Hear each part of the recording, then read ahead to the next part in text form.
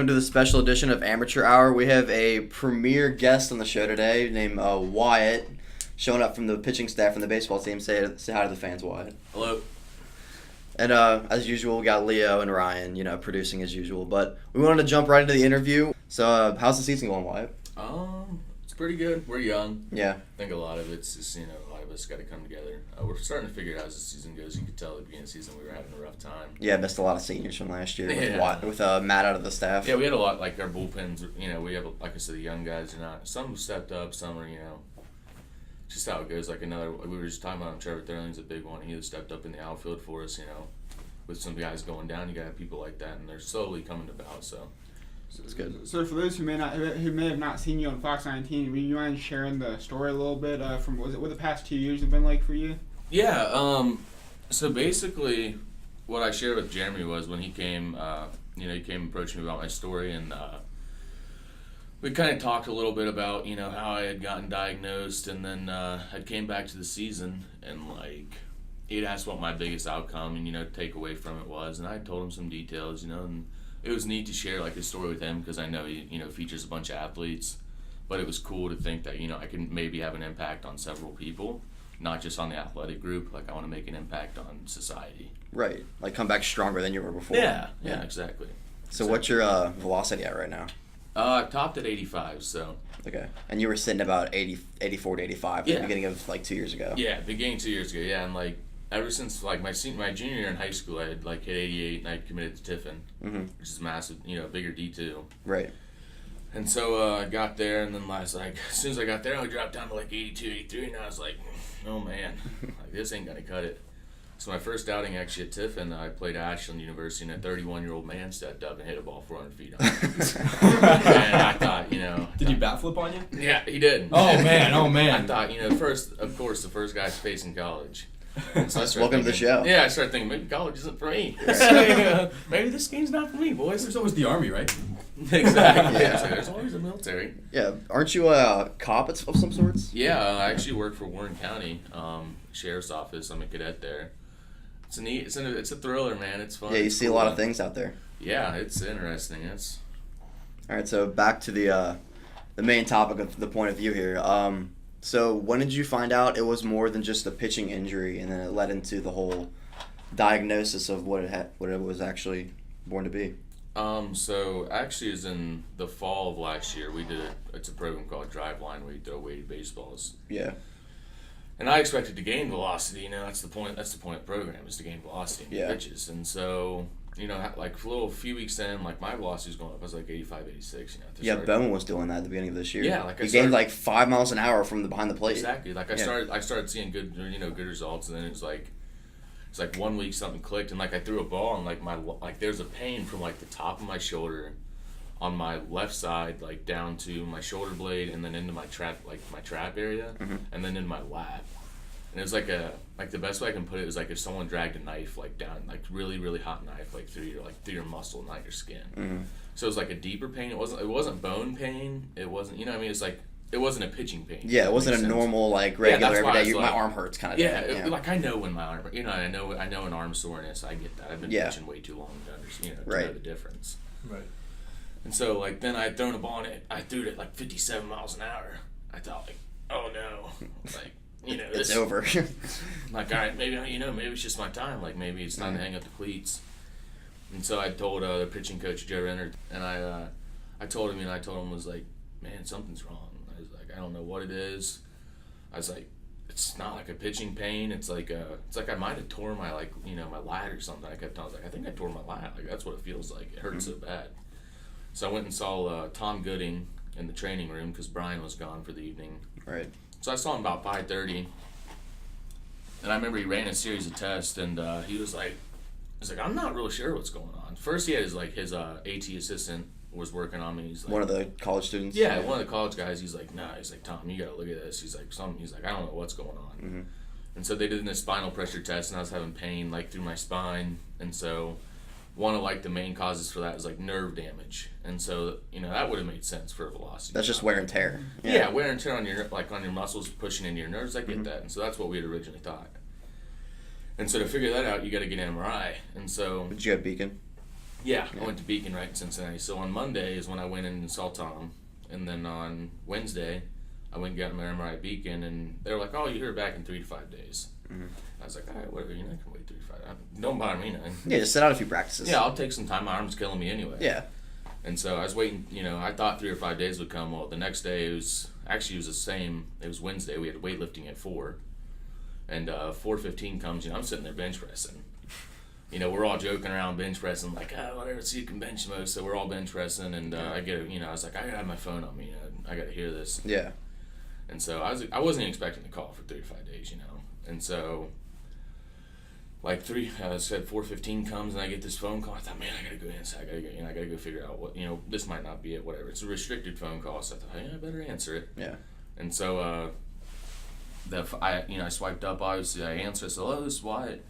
And they said, hey, this is cancer specialist Johnson. And I thought... You didn't expect cancer specialist to start out like a phone yeah, call. and that's Yeah, what I thought, and right away I said, I'm looking for an MRI result. I think you got the wrong guy. Yeah. And so, I remember we talked a little bit, and he kept asking, it was so unreal to me that he had called me that I had asked him to read off my last 4 digits of my social security number. That's how much I didn't believe it at first, that he was actually calling me. And so then he read off the right ones, and I thought, holy crap, he's talking about me. And so then he asked me some questions like, has your family, anyone in your family had cancer? He's like, we're not saying you do. It just looks like a mass right now in your neck. Mm-hmm. And so I thought, no one's ever had cancer. Like, nothing. Like Hodgkin's lymphoma, nothing at all. No cancer base at all. And so after that call... That's when they decided they wanted to do a biopsy. And at that point, I asked them, I was like, look, this is my medical history. I rarely ever drank. I said, I've dipped for 12 years. It's kind of part of my job. I grew up on a farm. That's what I did. Yeah, just part of the nature. Yeah, so that's the only thing I've ever done is dip tobacco. He said, and I said, would I have any cause on it? I said, no. He's like, tobacco has nothing to do with this. He's like, it's probably just a cyst. And so I remember I called my mom, and I told her, I was like, hey, they want to get a biopsy done. I think they're worried about being a tumor, a malignant tumor. She's like, no, you need to come home and like we'll handle this. Like, that's a little far in. She's like, I was like, Mom, I already got it set up. And so I remember I called my family doctor. Well, she had actually called me. And there was this new thing coming up, and it's called fine needle biopsy, and it's basically where a needle is it's like a 4-foot long needle, but it's supposed to help children in the future to where they don't feel the needle, they just feel like. They feel a pinch, like like with the biopsy. It's like getting a shot. Yeah, it's just like getting a shot. But with the biopsy, they have to, scrape around and move the needle in your body. Mm-hmm. But it's still experimental because the needle is so thin, and they didn't know if it would get the right enough tissue or how many times they'd have to do it. And so at that point in time, I elected, to take everything experimental because if this is happening, then I need to help the next person. I need to help children. Further the research, yeah. Right. I'm going to do my part in society and help children if this is what the case is. And at that point, I had already told myself, like, hey, this is what's you're going to have cancer. And so I went to a guy. His name was Jacob McCallop. And we did this fine needle biopsy. And he, the first one he did, he's like, I didn't get enough. I was like, that's fine, whatever. I know this is experimental. Yeah, do what you got to do. Yeah, I was like, and the great thing about it is you find out your results right there. So as soon as they do the biopsy, he looks under microscopes and tells you what it is. So I remember I got my first one, he puts it under a microscope right in front of me, and he puts it on a panel, my blood comes out, and he goes, I think you have non-Hodgkin's lymphoma. And, it's kind of like, holy crap. Yeah. Like, all right. It's out of the blue. Yeah, and, my mom started crying, and I was like, at that point I told myself, you have something, like something's going on. Well, when did you start coming to reality of, like, I have, like...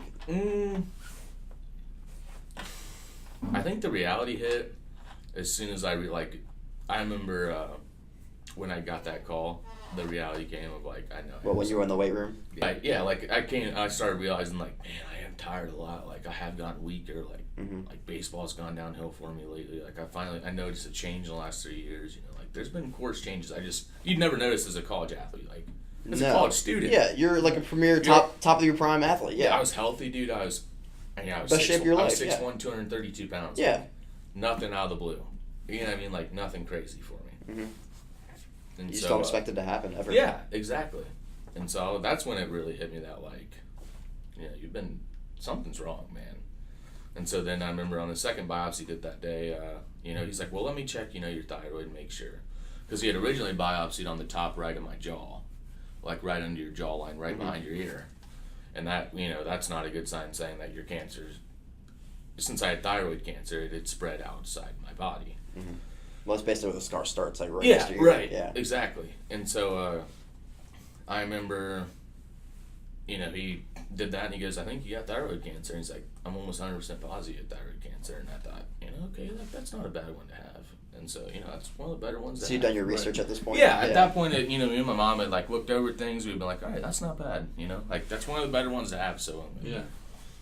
And so I remember that was the day before Thanksgiving. And so then on Thanksgiving Day, I would get the call of what stage it would be.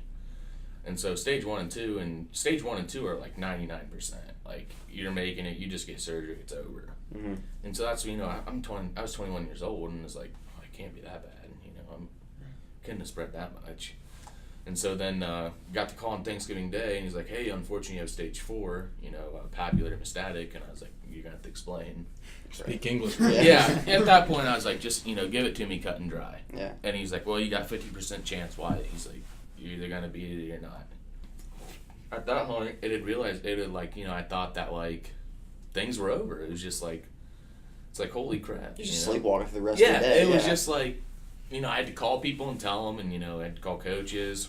Mm-hmm. Had to call, you know, close family and friends and tell them, like, man, like, hey, I got bad news. Like, I have cancer. And they'd be like, what? Like, nothing ever showed this. Like, you never lost weight. You were never really sick. I was like, I know. Like, that's the worst part, you know? Right. And the worst thing about it is you hear these random stories, you know, and you see them on news all the time, and you're like, man, like, it must suck to be him. Like, that never happens. It's never going to be me. Well, because it's a rarity. Like, nobody ever, Yeah. like, unless you have a family history or you know somebody close that's had cancer or, like, a major sickness, you don't know the reality of it. And then it just happens to you out of the blue. And you're like, oh, like, this is a real thing. Exactly. This happens to everybody. And at 21 years old, you're thinking, like, you know, I got the rest of my life. You got the shit on your shoulders, man. You know what I mean? Like, Right. you got, like, you're going out every night. You're going with your buddies. You're boating. You're doing all the good stuff. You're getting out. You're about to graduate. You're about to do all this fun stuff with your buddies, you know? And at that point, it's like, man, that's a rare case, you know? It's like, that'll never happen when you see it growing up. And then it was just like a kid in my high school actually had non-Hodgkin's lymphoma. And I thought, man, like, what's the odds of that, you know? Mm-hmm. I must like, be out of terrible. all your classmates, of him to get it, Out like, of what are the everyone, like, odds? yeah, exactly. And so then that's when I realized, like, I am that rare case. You know, like, it happens to people. And it's just, that's what was mind-blowing is the fact that it had actually happened. Mm-hmm. It's just like in that interview with Jeremy Roch, it's like, I told him, you know, I was like, everything was so perfect. Like, I was playing college baseball. Me and my girlfriend were doing awesome. Like, I'm planning this future. You know, I'm thinking about next year. I'm thinking about 2 years from now, like, what am I going to do? Like, I already had my career set up. And like, then I had reality check. Yeah, I had, like, all this stuff, like, in a ball. Like, I was like, man, I finally have my life together, you know? Like, I'm finally figuring it out, dude.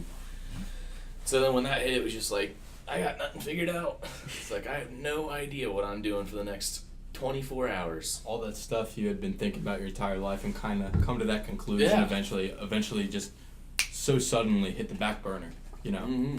And Exactly. That's an incredible something to take place, and you know. Yeah. When you start going into the whole process of getting it removed.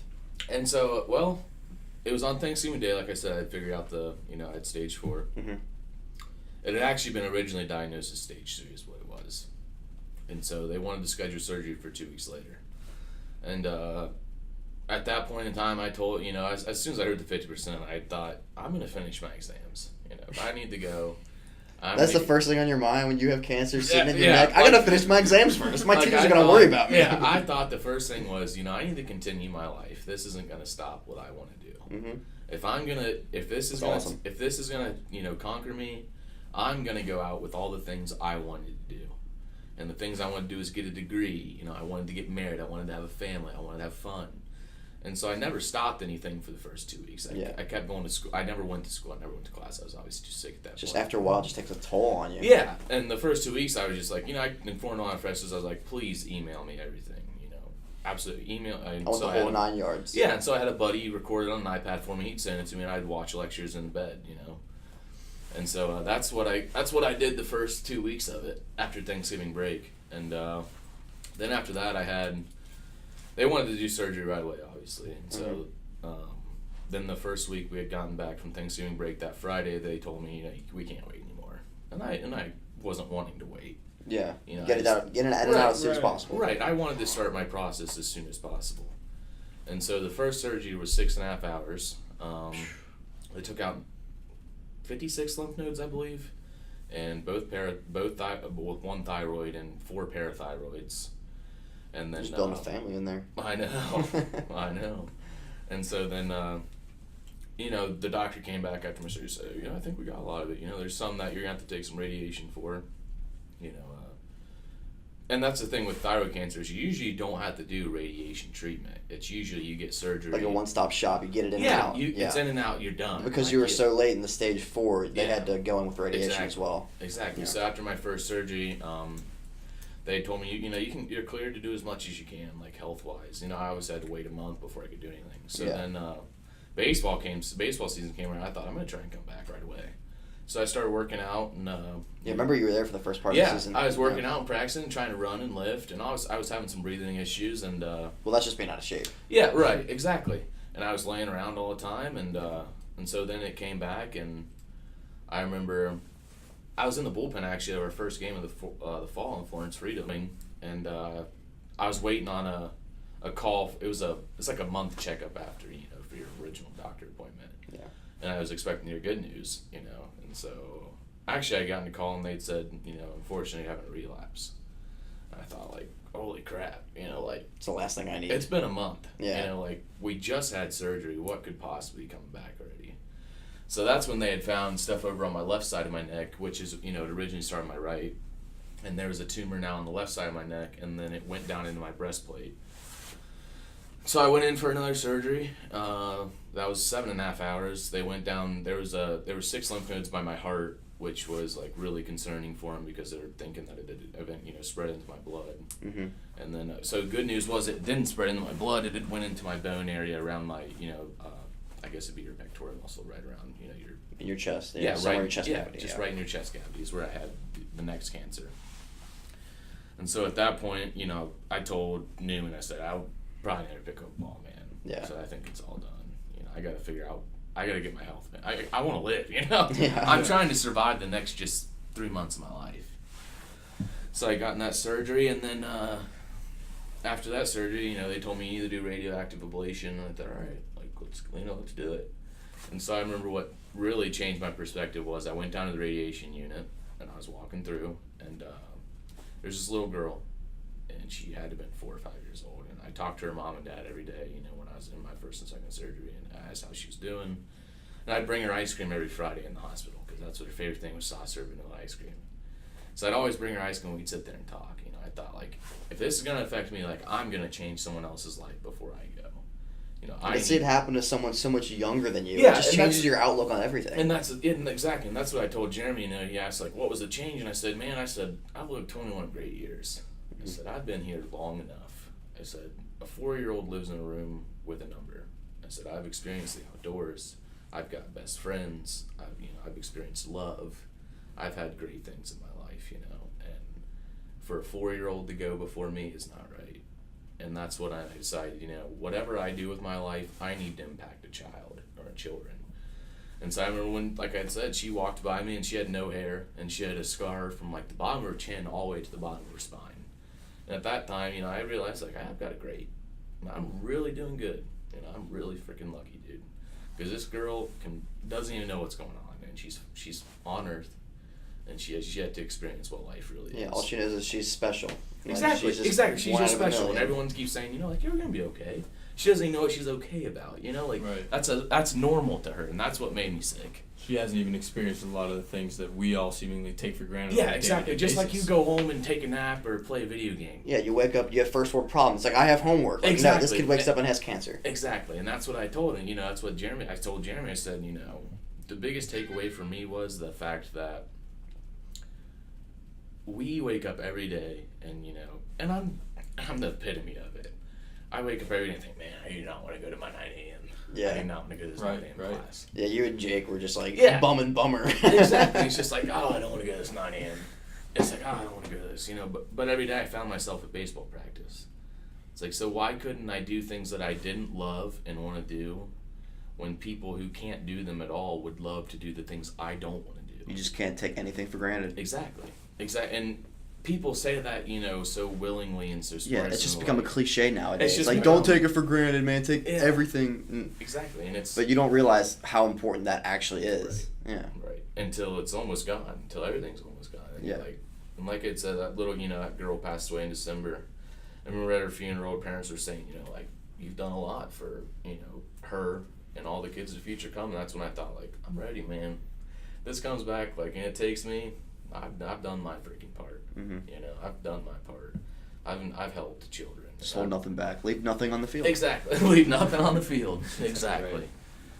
So when did you actually think it was realistic that you could come back and play baseball? Well, after I got in the radiation, I remember I was so sick. And I remember I was looking up stories of, like, pro players that have had cancers, or so, like, celebrities that have had, cancer. These guys are really successful, it's all in the past. And I thought, and I've never been one for emotion. Like, I've never been one to be soft about things, and I'm the epitome of being, like, you need to be a man, this, that. I get that. That's how I am. And I remember, my mom and dad would come in the room and be like, hey, you really need to walk today. Like, you haven't walked in a week, and, you haven't eaten, you haven't drank. Like, we need to get you moving, do something. And so at that point, I realized, like, all right, like, you know what, I need to try. Let's get the ball rolling again. Yeah, like, I need to start doing stuff again. Like, I'm finally in the recovery. And so I remember I got up and walked for the first time. My girlfriend came over, and I felt like a loser. I had my arm around her, and she's walking me down the bike path right in front of my house. And,